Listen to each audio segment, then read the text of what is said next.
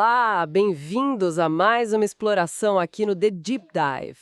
Hoje a gente mergulha numa tensão, interessante, né? Entre a magia do caos, esse caminho mais moderno, e as religiões de matriz africana, com suas estruturas, digamos, mais consolidadas. Temos um material que foca justamente nisso, Pedro. Analisa por que alguns sacerdotes dessas tradições criticam tão abertamente, às vezes até com deboche, os praticantes de magia do caos, principalmente na internet. Qual será a raiz desse atrito, né? O texto que a gente analisou sugere que não é só uma questão de doutrina diferente. Exato. A fonte aponta para algo mais profundo. E o primeiro ponto é justamente esse choque com a hierarquia. Das religiões afro-brasileiras tem toda uma valorização do tempo de iniciação, né? A estrutura é bem vertical, a autoridade do sacerdote é central. Sim, o respeito aos mais velhos, ao tempo de casa. Pois é. Aí chega a magia do caos e propõe assim, que o poder é inerente à pessoa, acessível meio que imediatamente, sem precisar de anos de submissão ou da bênção de um líder. Hum, E o texto argumenta que essa ideia, a de ter resultados mágicos sem passar pelo terreiro, sem essa chancela, acaba ameaçando essa estrutura de controle que já existe, sabe? A fonte diz que é mais sobre poder do que sobre segurança espiritual. entendi. Isso talvez explique o tom de algumas críticas. Aquele deboche que a gente vê online, as risadas. Como o texto lê isso? Não parece só discordância, né? Não mesmo. A sugestão é que esse deboche funciona como, tipo, uma máscara. Uma defesa Uma defesa contra o que exatamente? contra a percepção, talvez até o receio de que a magia do caos pode sim oferecer resultados eficazes sem precisar de todo aquele aparato tradicional, os rituais caros, os paramentos, os segredos guardados às 7 chaves. Ah, tá. Seria tipo disfarçar o medo de perder o monopólio do sagrado. Exatamente essa linha. O medo de que o acesso ao poder espiritual não seja exclusivo daquela estrutura. Faz sentido. E tem outro ponto de atrito que o texto levanta. A questão dos protocolos rígidos versus uma visão de forças mais livres, dinâmicas. Sim, nas tradições tem muito foco no jeito certo de fazer, como chamar Exu, qual o ponto riscado correto para cada situação, o assentamento que tem que ser perfeito, é tudo bem codificado. Uma liturgia bem definida. Isso. E a magia do caos, pelo que a fonte indica, não necessariamente desrespeita essas entidades ou forças, mas as vê de outra forma.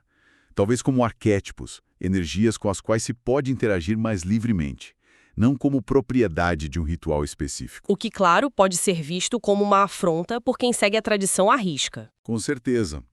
Mas aí o texto joga uma pergunta interessante.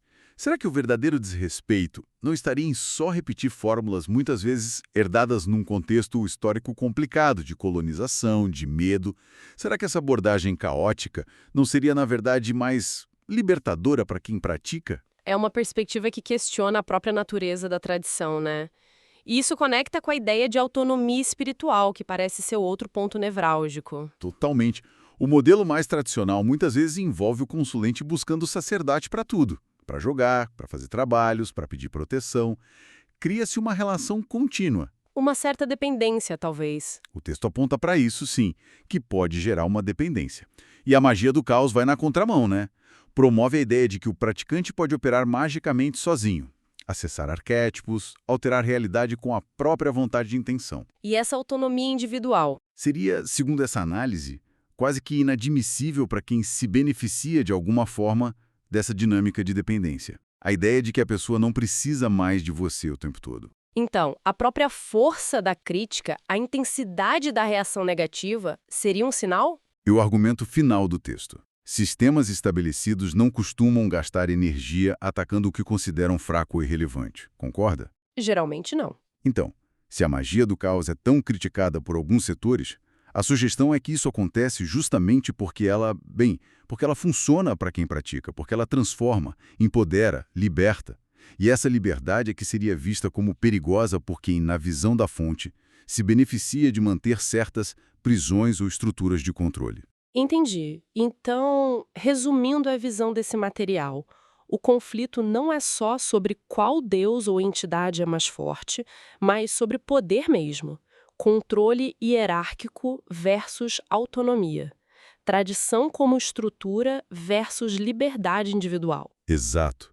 A magia do caos, nessa leitura, não estaria negando as forças espirituais, mas sim as correntes que supostamente foram impostas a elas e aos praticantes ao longo do tempo. É uma dinâmica fascinante, né? Mostra como a liberdade do outro pode incomodar quem está muito acostumado a uma estrutura mais rígida, mais fechada. Diz muito sobre como a gente percebe, acessa e tenta controlar o poder espiritual. Sem dúvida. É um espelho das diferentes formas de se relacionar com o mistério, com o sagrado. E para a gente fechar, o texto deixa aquela provocação no ar, né? Uma pergunta final para pensar. Sim, é bem direta. Se a magia do caos é vista como tão fraca, tão equivocada por alguns desses líderes religiosos tradicionais, por que, segundo o autor, tantos deles seriam, digamos assim, alunos silenciosos? Por que buscariam aprender esses métodos por baixo dos panos? Fica aí a reflexão. Um ponto interessante para a gente continuar pensando sobre essas intersecções e tensões no mundo espiritual contemporâneo.